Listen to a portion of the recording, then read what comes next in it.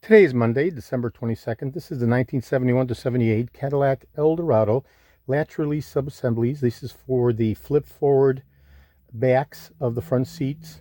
Okay, these are the latches that basically are spring loaded and release the backs of the front seat so that they can flip forward so that someone can get into the rear. These units have been resprayed in white for my friend Jamie up in New Jersey. Okay, they turned out absolutely beautiful. You can still see the texturing of the original plastic.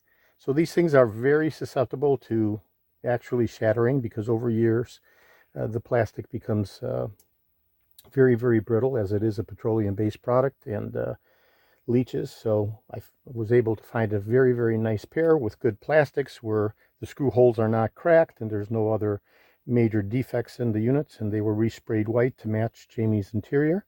Okay, and the spring loading works nice and smooth and releases well, and the paint came out very, very nice. Okay, still maintaining the original texture finish. Okay, and these will be going out to my friend Jamie in New Jersey. As soon as I get his okay to ship, reply confirmation. It'll include the original mounting screws, which have been cleaned and polished.